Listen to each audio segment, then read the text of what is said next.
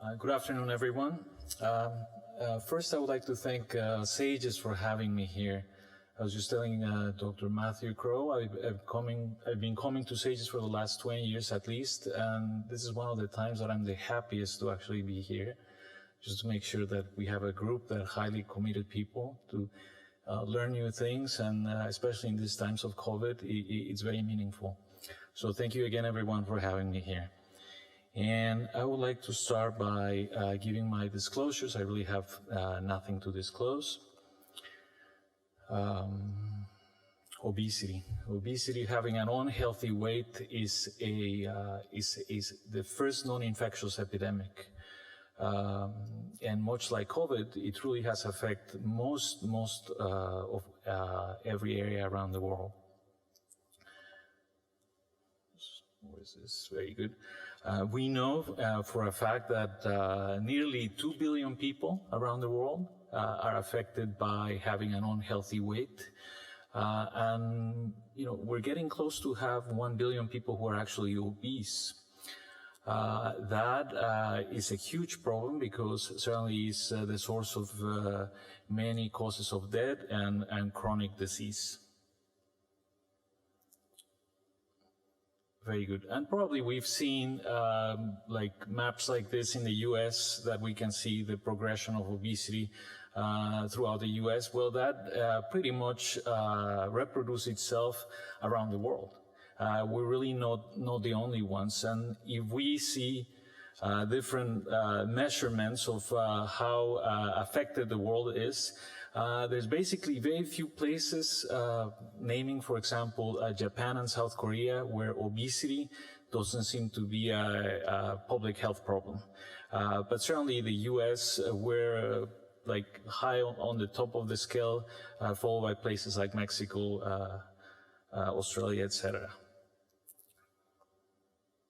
So this afternoon, we're reviewing many of the different things that we could do with bariatric endoscopy.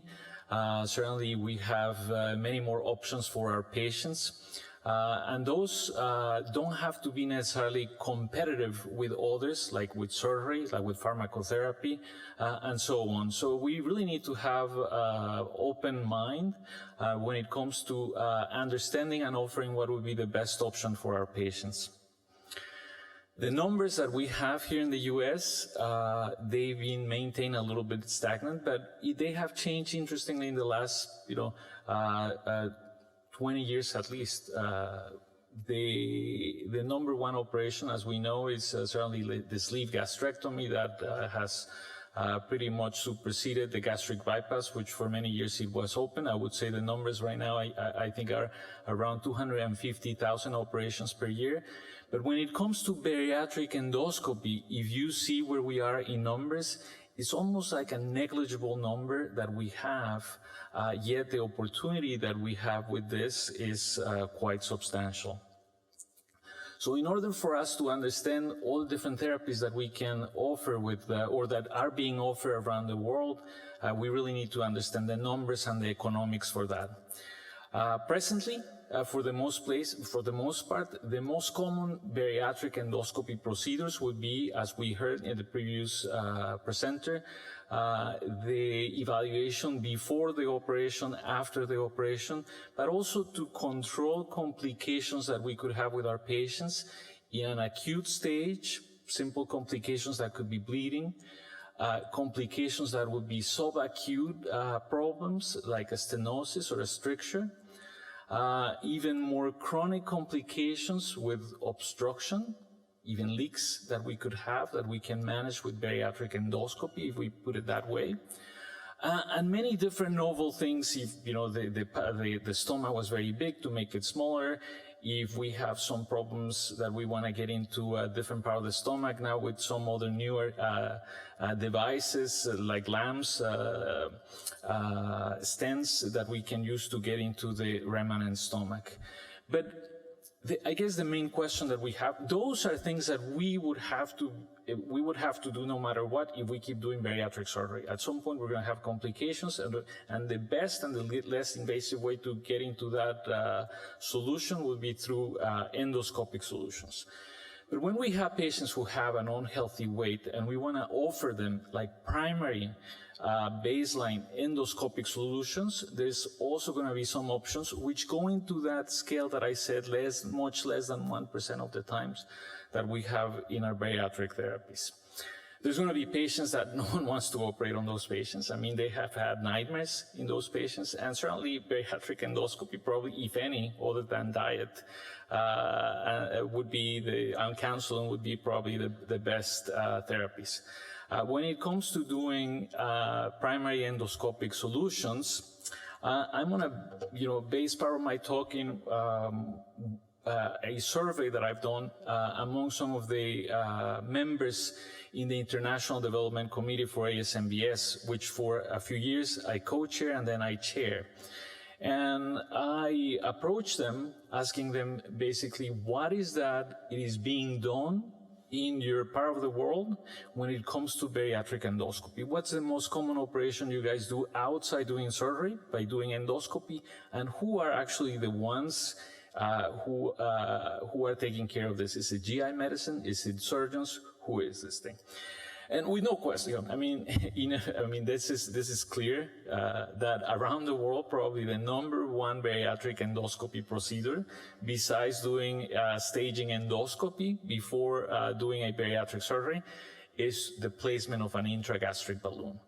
Outside the US, it's been nearly 25 years since it was implemented clinically.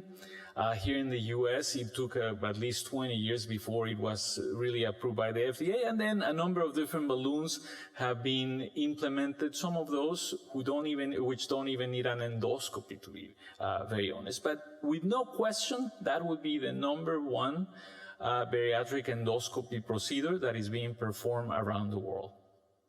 Now, the next one that becomes basically in clusters that we have. Clusters, I mean, only few thought leaders, only few experts in the field, either from GI medicine or from surgery, are being performed around the world, is the sleeve, the endosleeve gastroplasty.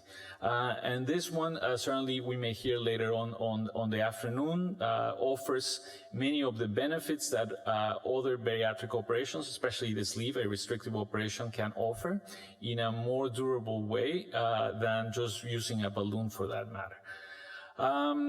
But lots of people are like approaching it. Here's what I was saying. You cannot just focus on one single thing. And many of the, especially GI physicians, based on the surveys that I did, is they're utilizing glucagon-like peptide agonist, GLP-1 agonist, with the concomitant use with gastric endosleeve to promote weight loss.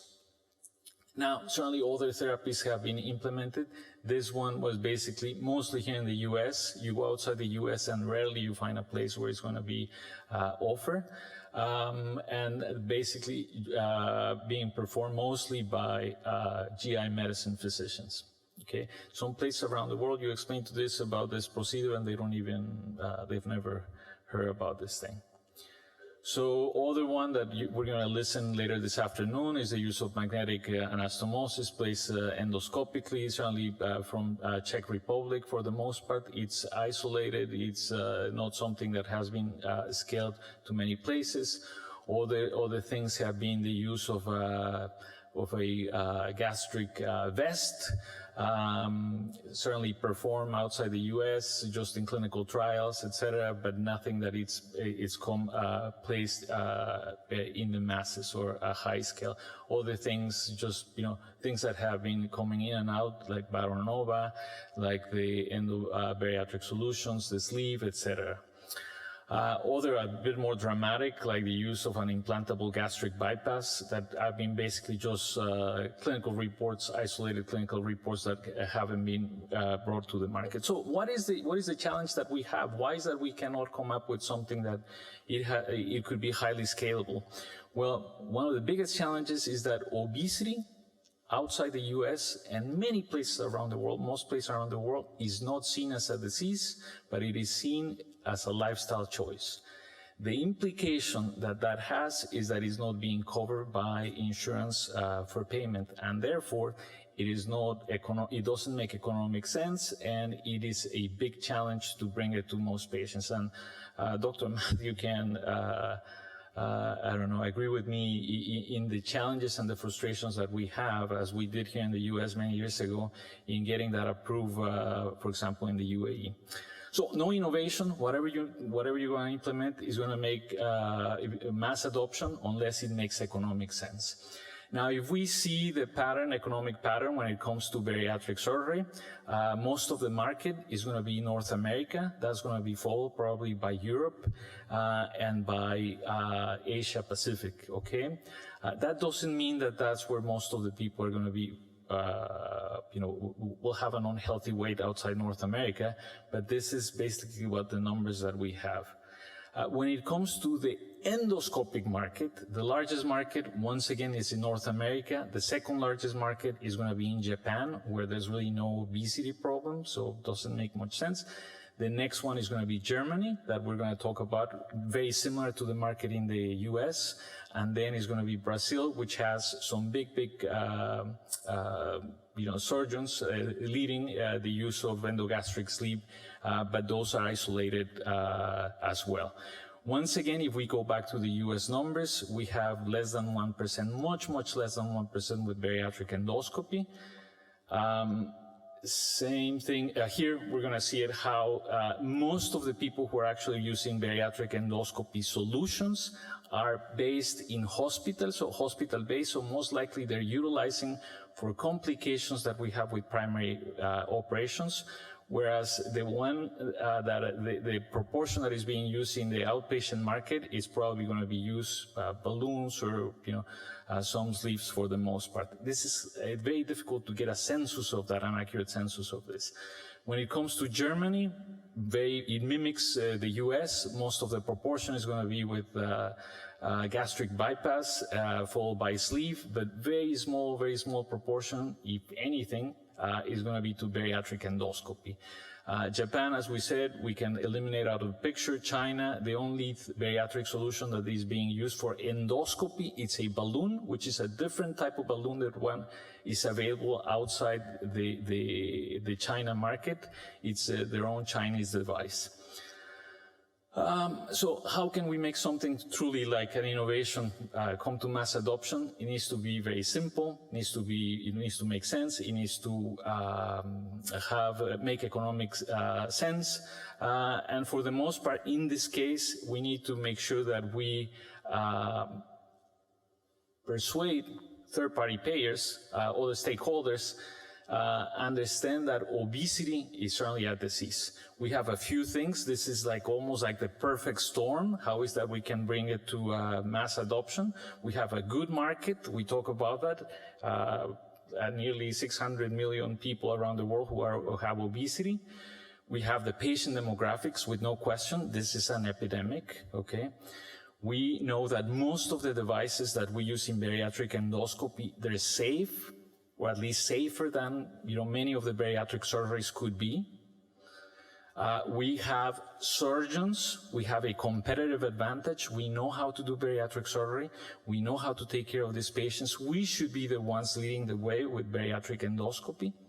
We're responsible because we get credentialed to do any new procedure, okay?